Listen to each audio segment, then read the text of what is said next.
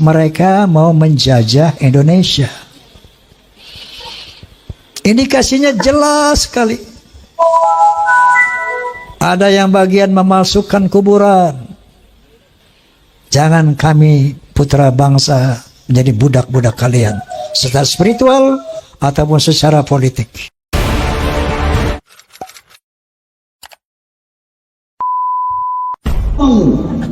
Habaib itu mendoktrin kalau Habib mau dia maksiat, mau dia zina, mau dia mabuk, tetap masuk surga.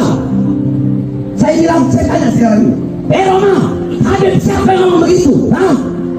Habib siapa yang ngomong begitu? Ada Habaib ngomong begitu, siapa? Siapa namanya? Kapan dia ngomong? Jadi jangan kau punya mulut kepada Allah. Jangan kalau kamu benci Habaib, jangan terus kamu supaya fitnah Habaib. Ustaz, saya ngomong apa Ustaz? Ustaz, saya ngomong apa? Siapapun dalam berbuat dosa, berbuat maksiat, tempatnya neraka. Tidak peduli walaupun nasabnya mulia. Nah, kalau Pak Irama mau bikin fitnah.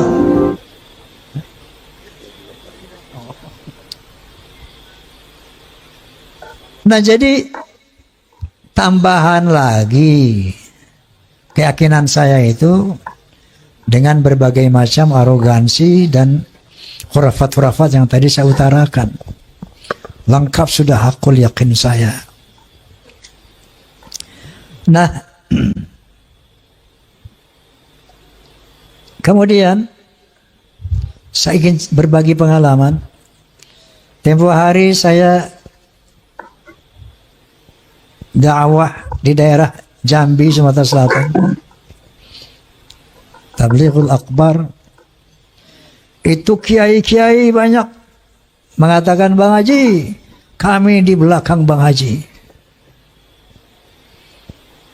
Saya pengen sih dia di depan saya, ya, bukan di belakang. Ya.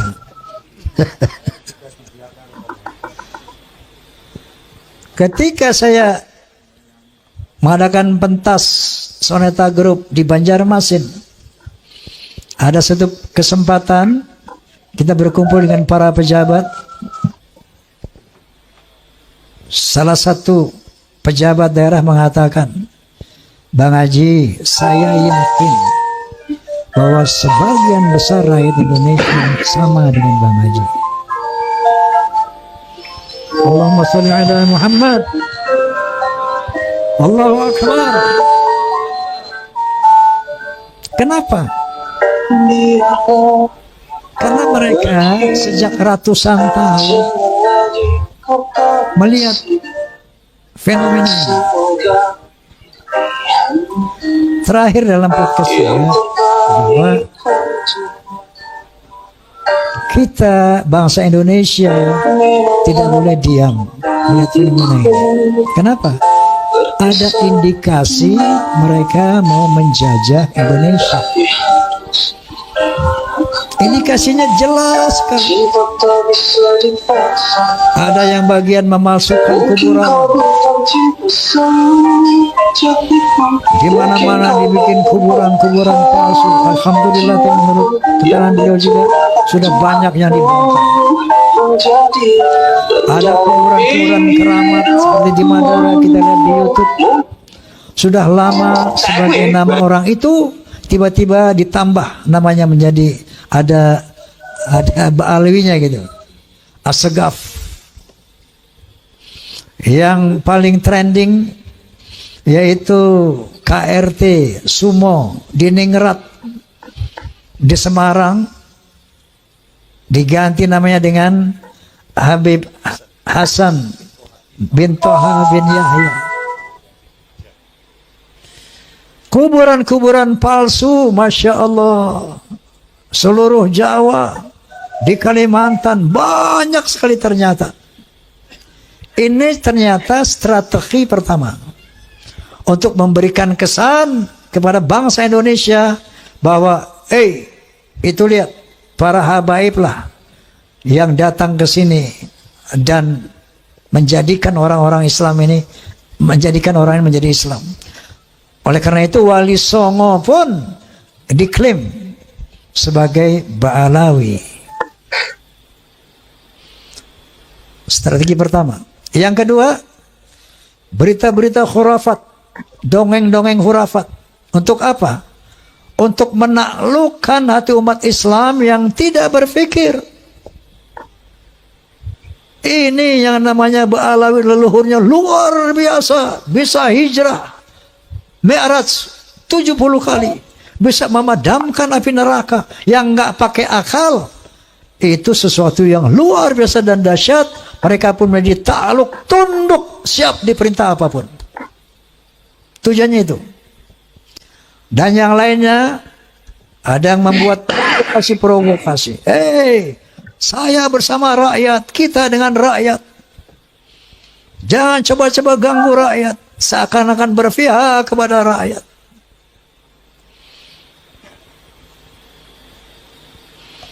Ada lagi provokator.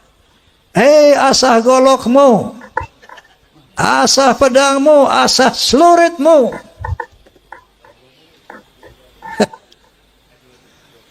Dia mengadu domba kita pribumi. Sementara mereka akan memetik hasilnya. Faham apa tidak ini? Halo? Faham? Sehingga akhirnya mereka bisa bilang, Jawa adalah pintu tarim. Indonesia milik Aulia Tarim. Inna lillahi wa inna ilaihi raji'un. Saya sebagai putra Indonesia was-was, ngeri dan waspada. Ini ternyata doktrin-doktrin ini tidak sembarangan. Klaim-klaim mereka sebagai keturunan Nabi ternyata ada tujuan-tujuan untuk menguasai Indonesia. Ibu Pertiwi menangis ratusan tahun karena dijajah oleh Belanda, dijajah oleh Jepang. Baru beberapa puluh tahun merdeka, tiba-tiba ada gejala lagi. Kita mau dijajah oleh penjajah berjubah. Na'udzubillahimin. Itu yang saya lihat. Itu yang saya rasakan. Itu yang saya perhatikan. Masya Allah.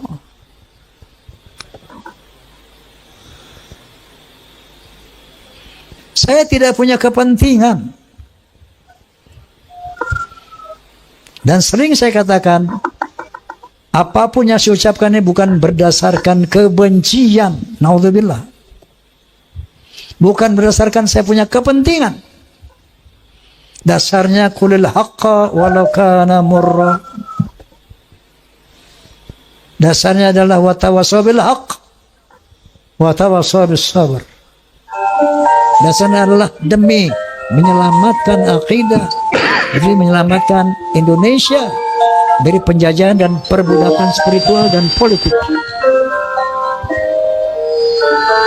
Allahu Akbar.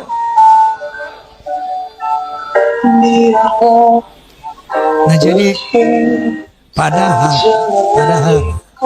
yang namanya Ustadz Rizik Syihab, Ustadz, Masya Allah, itu mereka semua sahabat-sahabat saya sejak muda itu.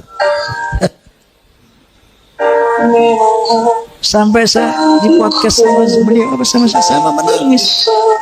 Ya Allah, saya sedih banget ini. Saya harus mengatakan yang hak sementara mereka adalah sahabat-sahabat saya.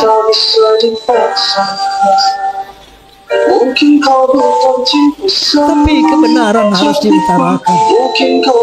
Sepedih apapun perasaan saya. Lalu saya katakan goalnya satu, mari selamatkan akidah umat. Kedua, jaga Indonesia dari skenario yang terang benderang di media sosial. Terang benderang Indonesia milik Aulia Tarim. Apakah kurang jelas ini? Halo? Apakah kurang jelas tujuan mereka?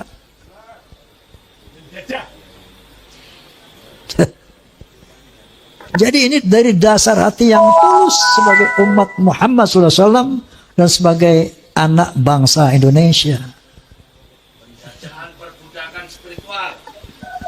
Nah itu dengar ya kamu tuh, penjajahan perbudakan spiritual, ngono loh. Tetapi karena kita sama-sama umat Islam, ini memang harus kita selesaikan. Ya. Namun goalnya nanti pertama tentu selamatkan Indonesia dari penjajahan mereka. Makanya saya sepakat dengan Gus Abbas, pemerintah harus turun tangan ini. Ini masalah bangsa, masalah NKRI. Harus turun tangan. Kalau enggak saya khawatir ini bisa perang saudara. Bukan antara Ba'alawi dan umat, bukan. Antara kita sama kita. Ba'alawi nonton. Betul enggak?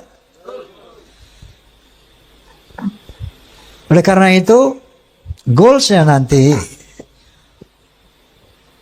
ketika mereka dinyatakan bukan keturunan Nabi, tetap jaga ukhuwah Islamiyah.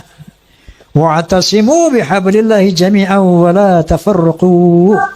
Tapi dalam kesetaraan. Bukan dia sebagai tuan, kita sebagai budak. No. Rekat ukhuwah Islamiyah dalam kesetaraan. Kita muliakan siapa yang berilmu. Yarfa'illahu alladhina amanu minkum walladhina utul ilma darajat. Kita muliakan siapapun yang berilmu. Tadi golongan mereka dari manapun. Dan kita muliakan orang-orang yang bertakwa. Tidak ada kemuliaan atas nasab sebagaimana firman Allah Subhanahu wa taala, sebagaimana dinyatakan oleh Rasulullah sallallahu alaihi wasallam. Ini harus kita perbaiki sistem sosial antara Ba'alawi dan pribumi. Kalau mau sama-sama merekat ukhuwah Islamiyah dalam kesetaraan. Jangan kami putra bangsa menjadi budak-budak kalian secara spiritual ataupun secara politik. Last but not least, Rasulullah SAW punya spesifikasi dibandingkan dari 124.000 nabi yang diturunkan Allah. Ada 313 Rasul. Semuanya misinya sama, untuk menyampaikan la ilaha illallah. Tapi ada spesifikasi Rasulullah. Di samping itu, beliau ditugaskan untuk membangun akhlak. Sebagaimana Nabi sallallahu alaihi wasallam bersabda, "Innama bu'itsu liutammima makarimal akhlaq." Sesungguhnya aku dibangkitkan untuk memperbaiki